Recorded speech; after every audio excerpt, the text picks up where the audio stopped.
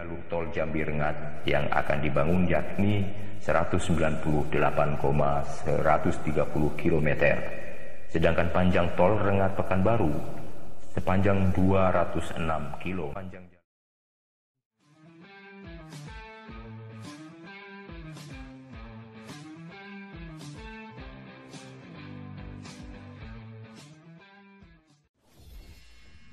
Assalamualaikum warahmatullahi wabarakatuh. Salam sejahtera buat pemirsa dimanapun Anda berada. Terima kasih atas partisipasi Anda yang telah mengikuti channel ini. Sampai jumpa kembali dengan kami, Kabar Times News Channel.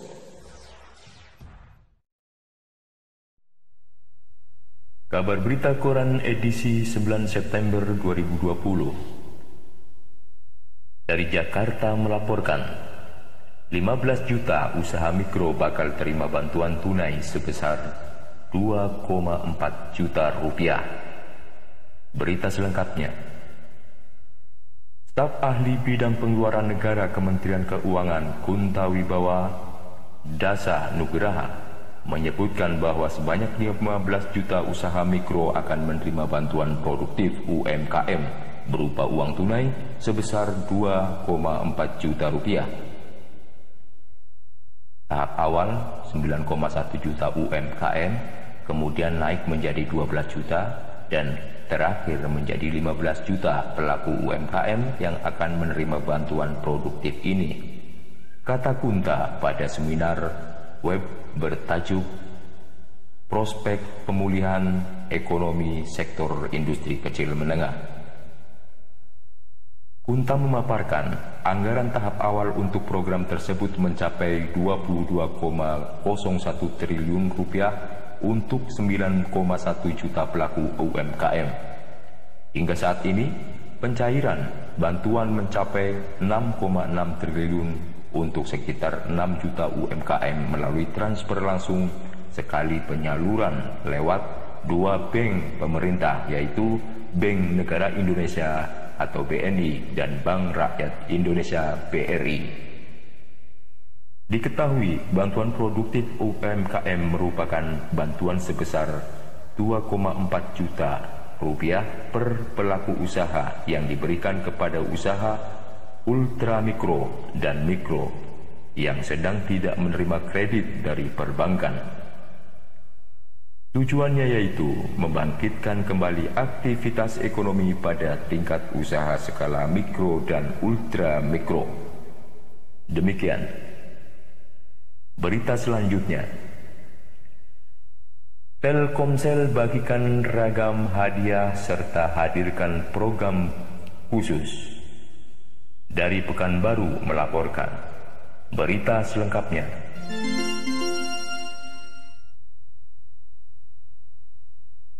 Memperingati Hari Pelanggan Nasional yang ke-17 pada tanggal 4 September tahun ini, Telkomsel mengapresiasi seluruh pelanggan setianya dengan menghadirkan program Customer Day with Telkomsel Point. Melalui program ini, para pelanggan setia Telkomsel berkesempatan mendapatkan sembako dan pulsa dengan menukarkan 50 Telkomsel Point-nya. Pelanggan setia nantinya dapat melakukan pengambilan sembako dan pulsa di 29 Grapari terpilih yang ada di Sumatera.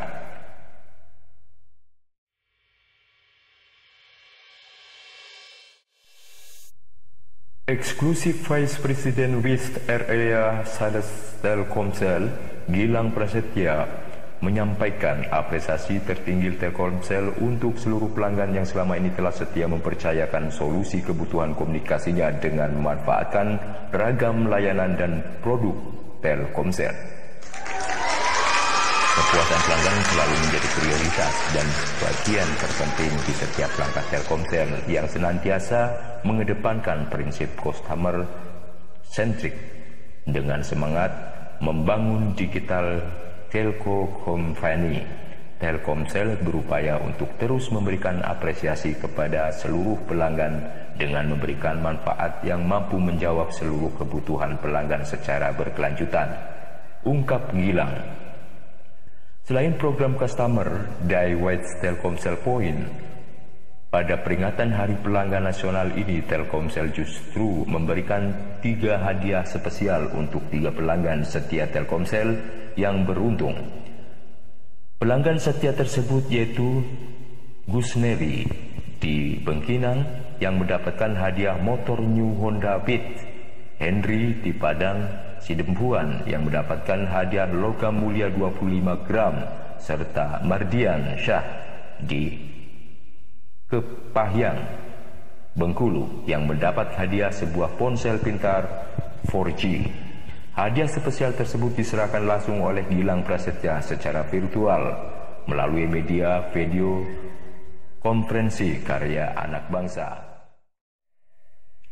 Meskipun di tengah masa pandemi, Telkomsel tetap terus berupaya menjadikan Hari Pelanggan Nasional sebagai momen untuk terus mengakselerasikan kebahagiaan bagi pelanggan, serta berkelanjutan. Telkomsel pun berupaya untuk terus menjaga semangat yang sama dalam menghadirkan layanan dan solusi terdepan bagi pengguna Telkomsel di seluruh Indonesia. Tutup Gilang. Berita selanjutnya dari Riau melaporkan, Pemprov sosialisasi pembebasan lahan bangun tol Riau Jambi. Berita selengkapnya.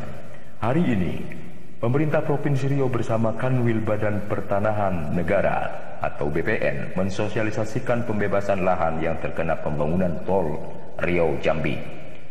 Turut hadir di dalam kegiatan tersebut Kementerian PUPR dan kontraktor pembangunan jalan tol Riau Jambi, Hutama Karya.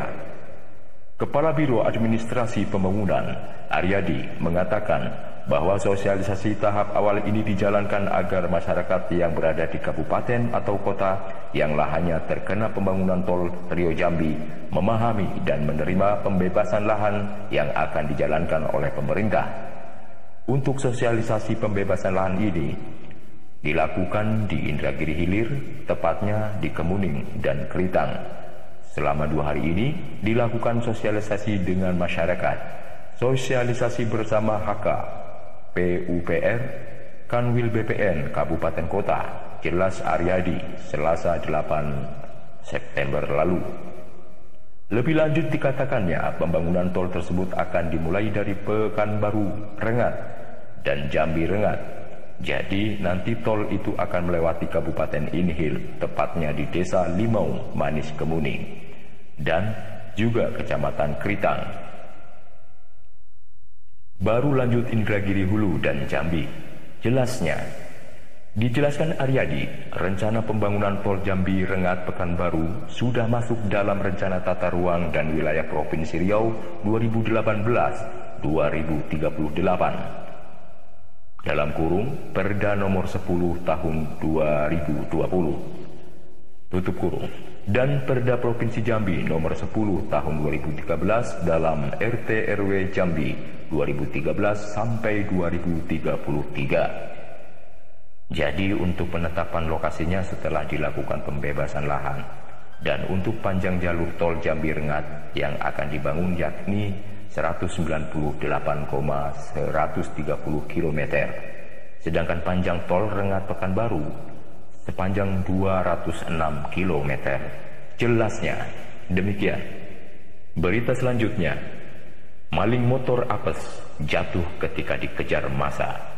Dari Klayang, Kabupaten Indragiri Hulu melaporkan, salah seorang pelaku pencurian kendaraan bermotor di Desa Bongkal Malang, Kecamatan Klayang, Kabupaten Indragiri Hulu bernasib apes. Ketika aksinya diketahui korban, pelaku jatuh ketika melarikan diri. Untung saja pelaku tidak tewas dihakimi massa. Pelaku yang berinisial BBG, berumur 43 tahun, warga Desa Rimpian, Kecamatan Lubuk Batu Jaya, Kabupaten Inhu, itu melakukan aksinya nekat dan konyol Kamis 3 September lalu, kemarin sekitar pukul 11 waktu Indonesia Barat. Kapolres Inhu AKBP Efrizal SIK melalui PS Pauruhumas Polres Inhu Aibda Misran Ahad 6 September lalu membenarkan aksi curanmor di Desa Bongkal Malang tersebut.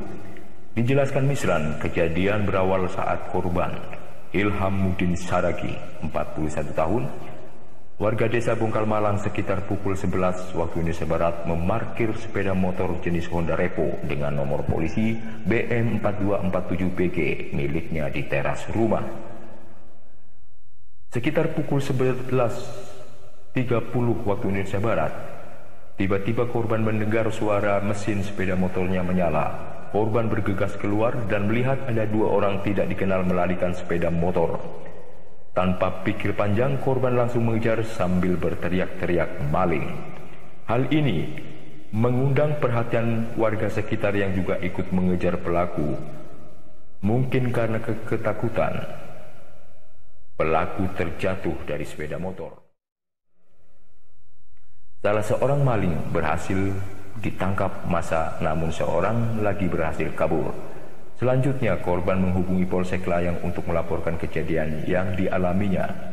Dan sekitar pukul 12 waktu Indonesia Barat, sejumlah personil Polsek Layang atas perintah Kapolsek Layang AKP Rinaldi Parlindungan SH tiba di tempat kejadian perkara, langsung mengamankan tersangka.